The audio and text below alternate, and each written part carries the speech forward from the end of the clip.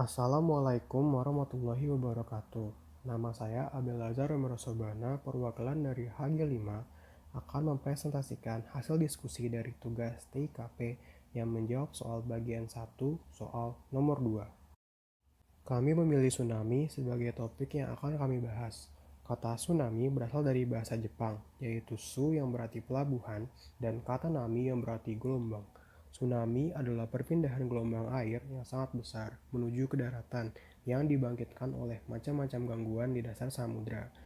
Gangguan tersebut dapat berupa gempa bumi, pergeseran lempeng, gunung api di bawah laut yang meletus, longsor yang terjadi di bawah laut, dan juga jatuhnya meteor. Terdapat beberapa alasan mengapa kami memilih tsunami. Yang pertama, wilayah Indonesia didominasi oleh perairan sehingga rawan terjadinya tsunami karena banyak sekali daerah di Indonesia yang kawasannya merupakan kawasan pantai.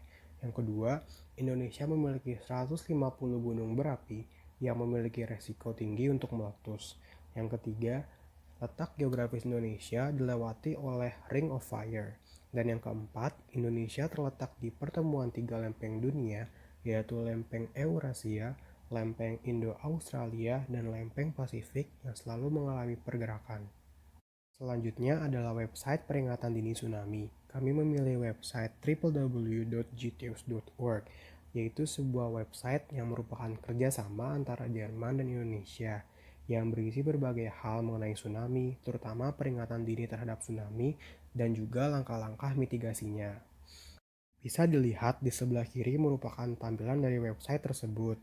Terdapat tulisan Tsunami Kit yang bertujuan mengembangkan peringatan dini dan kesiapsiagaan masyarakat di Indonesia terhadap terjadinya tsunami.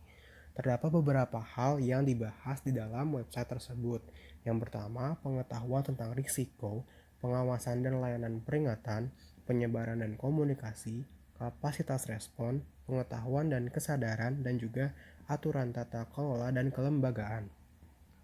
Selain itu, terdapat juga website inetus.bmkg.go.id yang merupakan website Indonesia Tsunami Early Warning System yang berisi berbagai informasi mengenai peringatan dini tsunami, termasuk informasi gempa bumi yang berpotensi terjadinya tsunami secara real time.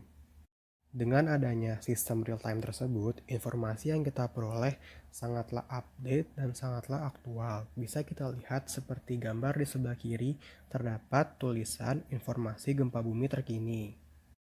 Ini merupakan dana sistem bagaimana BMKG dapat memperoleh data untuk memperkirakan apabila akan terjadinya tsunami atau gempa bumi di daerah laut.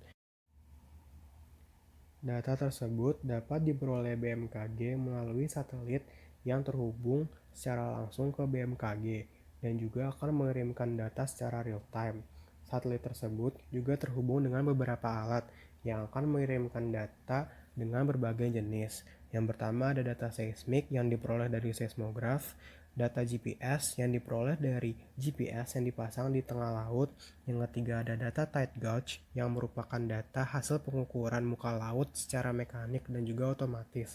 Dan yang terakhir, data buoy yang diperoleh dari buoy yang dipasang di tengah laut yang terhubung dengan Ocean Bottom Unit yang dipasang di lempeng samudra.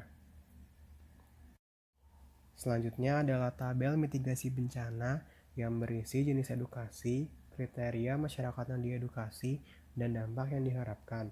Yang pertama, penyuluhan 3 langkah tanggap tsunami dengan kriteria masyarakatnya penduduk pesisir atau sekitar daerah rawan tsunami. Dan dampak yang diharapkan berupa masyarakat dapat mengerti apa yang harus dilakukan ketika ada tsunami sehingga dampak tsunami akan terminimalisir. Yang kedua, menyebar luaskan peta bahaya tsunami dengan kriteria masyarakat, penduduk pesisir, dan sekitar daerah rawan tsunami. Dampak yang diharapkan masyarakat yang berada di daerah rawan akan awas dan waspada akan terjadinya tsunami. Yang ketiga, sosialisasi bahaya dan risiko tsunami dengan kriteria masyarakatnya, penduduk pesisir, dan daerah sekitar rawan tsunami. Dengan dampak, masyarakat paham bahwa tsunami dapat berdampak besar bagi kehidupan penduduk sekitar. Dan yang terakhir, pelatihan atau simulasi kesiapsiagaan tsunami dengan kriteria masyarakat, penduduk pesisir, atau daerah rawan tsunami.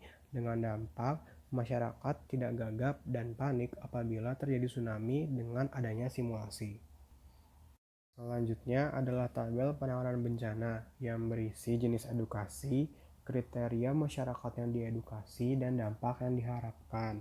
Yang pertama, membuat tenda knockdown untuk mengevakuasi. Dengan kriteria masyarakatnya itu, masyarakat yang menjadi korban tsunami. Dengan dampak, masyarakat mendapatkan penanganan yang baik.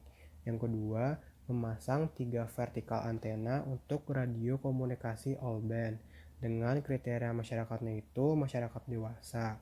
Dengan dampak, masyarakat tahu cara membuat jaringan komunikasi saat jaringan rusak akibat bencana tsunami. Yang ketiga, memasang modul solar panel kapasitas 1 kVA dan backup genset 5 kVA sebagai andalan pasokan daya listrik dengan kriteria masyarakatnya masyarakat dewasa.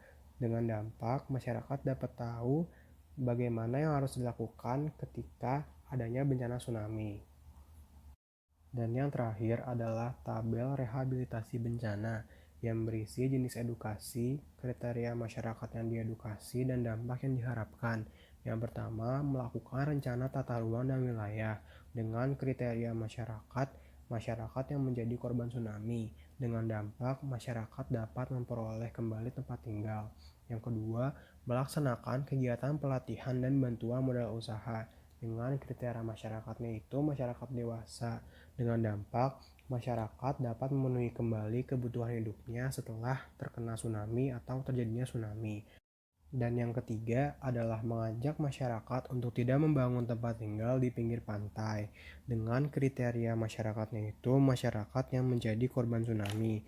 Dengan dampak, masyarakat memiliki tempat tinggal yang lebih aman dan mengurangi resiko banyaknya korban jiwa akibat terjadinya tsunami. Setelah melihat dan membaca website yang kami pilih, kami memiliki beberapa saran untuk website tersebut. Yang pertama, membuat kuis mengenai kesiapsiagaan masyarakat terhadap tsunami. Yang kedua, membuat video pelatihan untuk kesiapsiagaan masyarakat terhadap tsunami agar lebih menarik. Dan yang ketiga, membuat halaman penyuluhan pasca tsunami. Dan yang terakhir, menyediakan informasi yang lebih mudah dipahami oleh orang awam. Sekian presentasi dari HG5, kurang lebihnya mohon maaf. Wassalamualaikum warahmatullahi wabarakatuh.